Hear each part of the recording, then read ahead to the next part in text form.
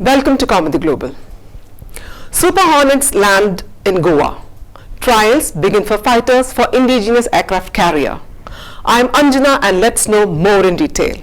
Boeing's two twin-seater FA-18 EF Block III Super Hornets have landed at INS Hansa in Goa for testing at the Indian Navy's shore-based test facility.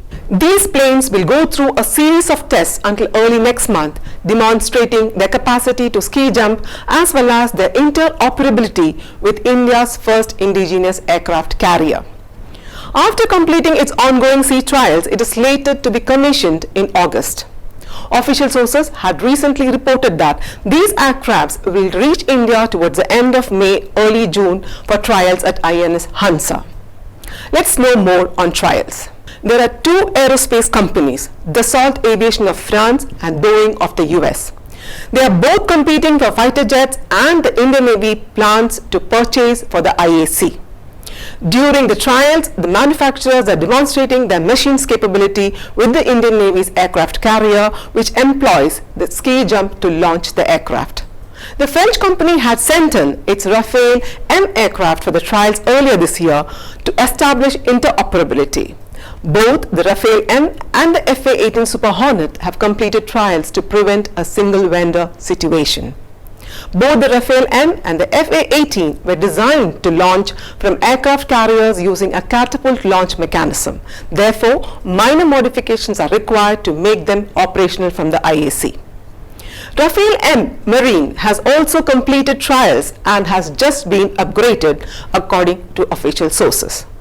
According to reports, France is prepared to supply the Rafale M for the IAC demand to be commissioned in the Eastern Command Fleet. How is Quad and Indo-Pacific going to help India? For India, keeping the maritime lanes free and open for all, India, France and the US all have the same views as far as freedom of navigation, maritime domain awareness and laws are concerned.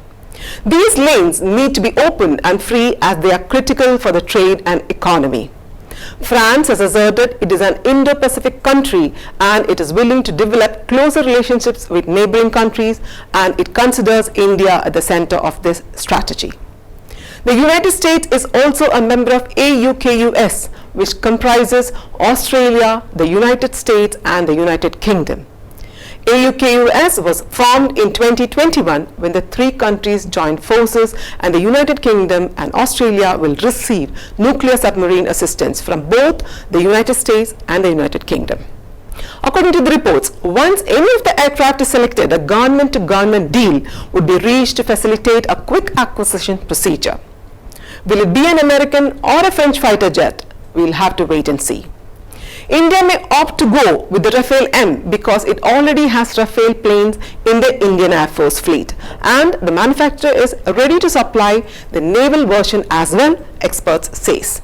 The Boeing FA-18 has already proved its ability to take off from a shore-based facility at Naval Air Station in Maryland in 2020, as previously reported. The Boeing fighter is a twin-seater, while the Rafale M lacks a twin-seater trainer. The Indian Navy is interested in the electronic warfare version of the American fighter.